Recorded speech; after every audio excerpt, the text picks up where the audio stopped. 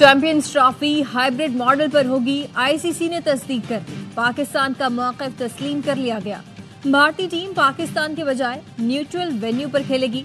2027 तक पाकिस्तान भी भारत नहीं जाएगा। पाकिस्तान T20 वर्ल्ड कप 2026 के मैच भारत के बजाय न्यूट्रल वेन्यू पर खेलेगा। आईसीसी चैंपियंस ट्रॉफी के शेड्यूल का ऐलान भी जल्द करेगा। दुनिया क्रिकेट का सबसे बड़ा मुकाबला पाक भारत मैच 23 फरवरी को खेला जाएगा। पाकिस्तान ने भारत के साथ न्यूट्रल वेन्यू पर सफरीकी टूर्नामेंट खेलने की तजवीज़ दी। आईसीसी को सफरीकी सीरीज पर भी कोई एतराज़ नहीं। ICC women's T20 world cup की मेज़बानी भी पाकिस्तान को मिल गई। 9 मई GHQ हमला केस में अली अमीन गंडापुर और शाह महमूद कुरैशी पर फर्द जुर्म आयद, कमल शोज़ब, शिबली फराज समेत मजीद 14 मुल्ज़मान पर फर्द जुर्म आयद की गई। मुल्ज़मान का सहत जुर्म से इनकार। वकील फैसल चौधरी ने कहा कि हुकूमत मामलात को ठंडा नहीं होने देना चाहती। सरेंडर न करने वालों को हुकूमत 9 मई के मुकदमात में डाल रही है। केस में मजमूई तौर पर 113 मुल्ज़मान पर फर्द जुर्म लगाई जा चुकी। समात 21 दिसंबर तक मुलतवी कर दी गई। दौरान समात बानी PTI अली अमीन गंडापुर, शाह महमूद कुरैशी भी मौजूद थे।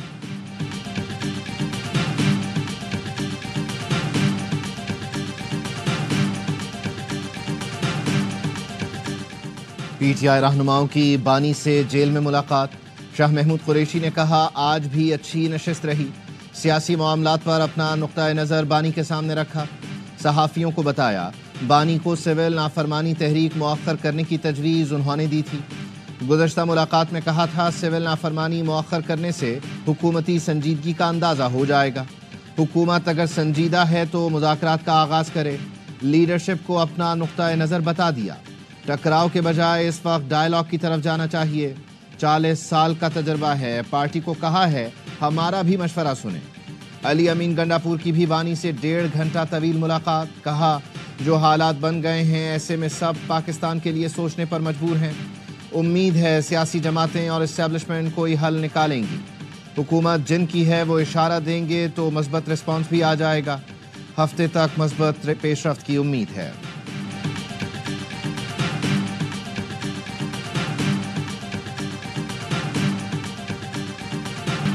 डायलॉग, डायलॉग और डायलॉग ही मिसाइल का हल है। स्पीकर कौमी असम्बली सरदार अयाज सादिक ने एक बार फिर मुज़ाकरात पर जोर दे दिया।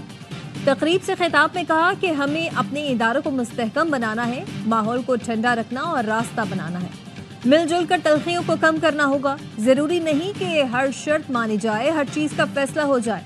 हमें एक दूसरे को इज्जत देनी है। दिल में इतने राज हैं, बता दूं तो बहुत से दोस्तों को टिकट तक ना मिले। हनीफ अब्बासी ने मुज़ाकरात के लिए PTI की मुआफ़ी की शर्त रख दी। कहा, PTI, BLA और खारिज में कोई फर्क नहीं। बहुत जल्द ये सब मंतक़ी अंजाम को पहुंचेंगे। PTI के कौमी असम्बली में बैठे लोग कठपुतली हैं। इन्हें नहीं मालूम कि बानी PTI को कहां से ऑपरेट किया जा रहा है।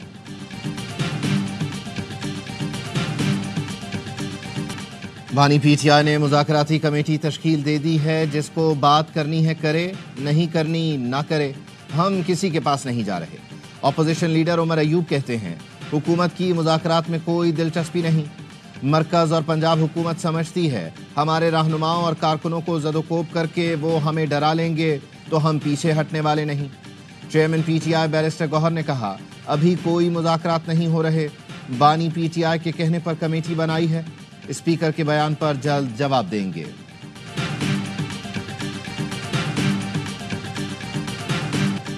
मौलाना फजलुर रहमान आज वज़ीर आज़म शहबाज शरीफ से मुलाकात करेंगे। मुलाकात वज़ीर आज़म हाउस में होगी। मदारिस रजिस्ट्रेशन बिल से मुताल्लिक़ उमूर ज़ेर गौर आएंगे। वज़ीर आज़म ने मौलाना फजलुर रहमान को मुलाकात की दावत दी थी।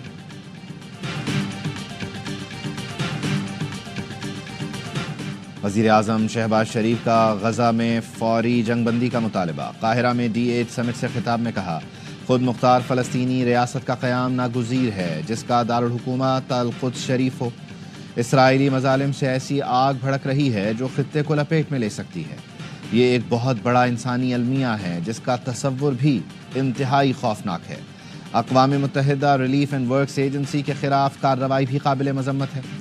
सरबराही इजलास से खिताब में कहा, पाकिस्तान बड़े पैमाने पर नौजवानों को जदीद सलाहियतों से आरास्ता कर रहा है। चाहते हैं नौजवान डिजिटल दुनिया के साथ मज़ीद बेहतर तरह से जुड़ सकें।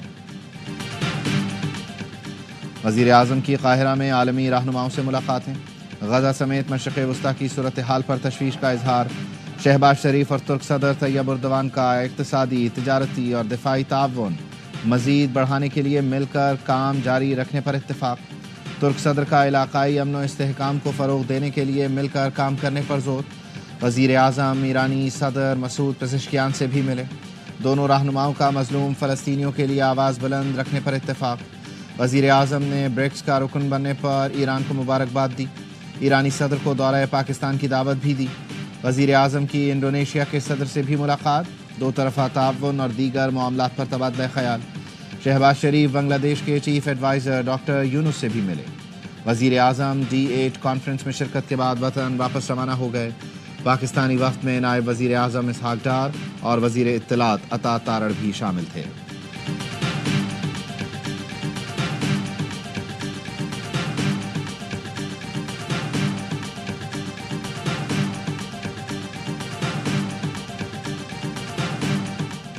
امریکہ نے ایران میں حکومت کی تبدیلی کی کوششوں کا اعتراف کر لیا، واشنگٹن کی 20 سال پر محیط کوششیں ناکام ثابت ہوئیں، نیو یارک میں خارجہ تعلقات کے اجلاس سے خطاب میں امریکی وزیر خارجہ اینٹنی بلنکن نے کہا 2 دہائیوں میں واشنگٹن نے ایران میں حکومت تبدیلی کی کوششیں کیں، واشنگٹن نے ایرانی معاشرے کو ابھارنے کی کوشش کی تھی، ٹرمپ انتظامیہ کو ایران کو بم بنانے سے روکنے کے لیے مذاکرات کرنا ہوں گے۔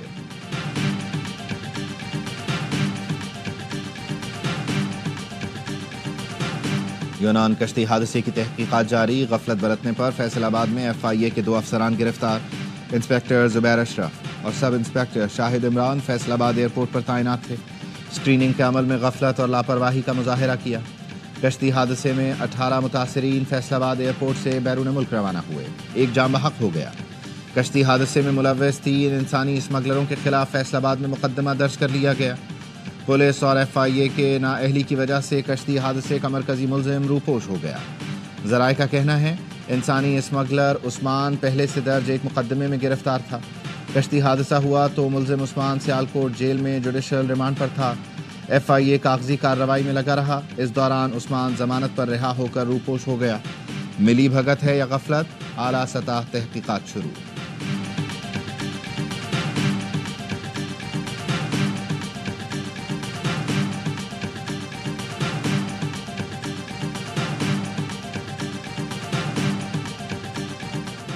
GDA کا وفد پشاور پہنچ گیا، مشیر اطلاعات بیرسٹر سیف نے وزیر اعلیٰ ہاؤس میں استقبال کیا، وزیر اعلیٰ سے ملاقات میں اپوزیشن جماعتوں کے اتحاد سے متعلق گفتگو۔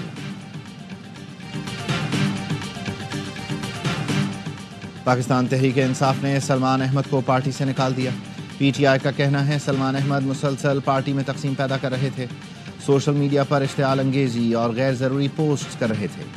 سلمان احمد کو متعدد بار وارننگ بھی جاری کی گئی، رویہ تبدیل نہ کرنے پر پارٹی رکنیت ختم کر دی گئی۔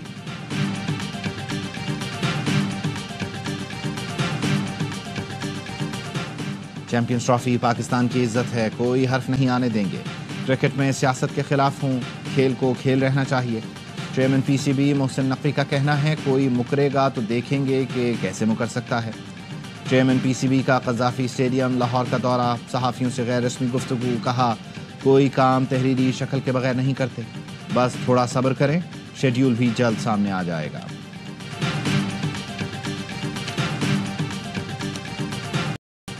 پورم جل رہا ہے، چیف سیکرٹری صاحب وعدہ کر کے آیا تھا کہ میں یہ روڈ کھولوں گا آپ لوگوں کے 2 دن میں 3 دن میں، آج تک صوبائی حکومت کی ناکامی ہے کہ ان لوگوں کے لیے روڈ نہیں کھل سکا، راشن نہیں ہے، بچے 30 دوائیوں کی وجہ سے جو ہے مر گئے ہیں، وفاق اور صوبے کے خلاف ان بچوں کے قتل کی FIR ہونی چاہیے۔ میں تو آج کہتا ہوں کہ صوبائی حکومت پہ اس میں مستعفی ہونا چاہیے۔ گورنر خیبر پختونخوا نے وفاقی حکومت پر پرچہ کاٹنے اور صوبائی حکومت سے استعفے کا مطالبہ کر دیا۔ فیصل کریم کنڈی نے کہا کہ وفاق اور صوبے کی لڑائی میں کرم کے لوگ شہید ہو رہے ہیں، بچوں کے قتل کی FIR وفاق اور صوبے کے خلاف کٹنی چاہیے۔ PTI کا 1 پوائنٹ ایجنڈا NRO ہے، وہ لوگ جو کسی سے ہاتھ ملانا نہیں چاہتے تھے آج ہر دروازے پر دستک دے رہے ہیں۔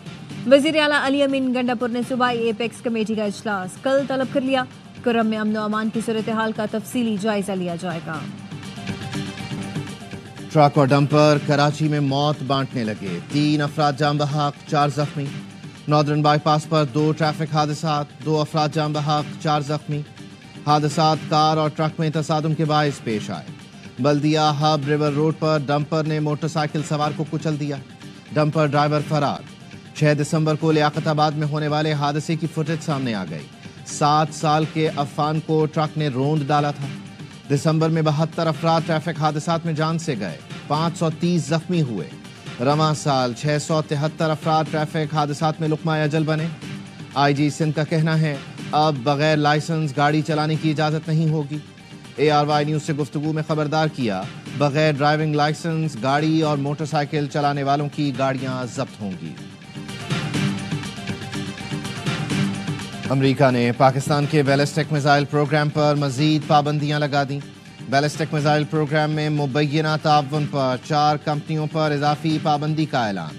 ترجمان امریکی محکمہ خارجہ میتھیو ملر کا کہنا ہے 4 اداروں پر میزائل پروگرام میں مدد دینے کا الزام ہے۔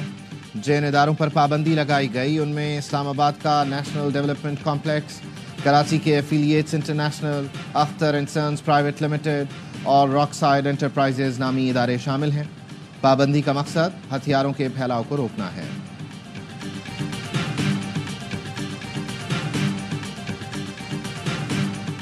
پاکستان نے امریکی پابندیوں کا فیصلہ افسوسناک اور غیر منصفانہ قرار دے دیا۔ ترجمان دفتر خارجہ نے کہا کہ پاکستان کی اسٹریٹجک صلاحیتیں ملکی خود مختاری کے تحفظ اور جنوبی ایشیا میں امن و استحکام یقینی بنانے کے لیے ہیں۔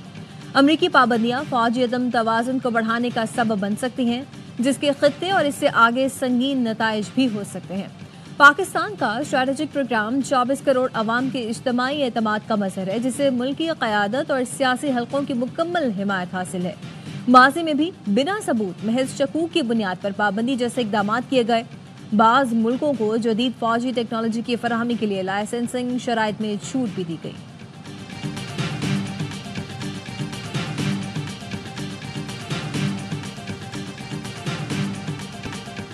اسرائیلی فورسز کی رات بھر شمالی غزہ پر بمباری، بچے، خواتین اور ڈاکٹر سمیت 16 فلسطینی شہید۔ 24 گھنٹے میں مزید 32 فلسطینی شہید اور 203 زخمی۔ خان یونس میں قابض فورسز کی امدادی ٹرک پر بمباری۔ اسرائیل کے یمن پر بھی حملے، 9 افراد جان سے گئے۔ اسرائیل نے پاور پلانٹس اور پورٹس کو نشانہ بنایا۔ یمنی حوثیوں نے بھی اسرائیل پر بیلسٹک میزائل داغ دیا۔ تل ابیب سائرن سے گونج اٹھا۔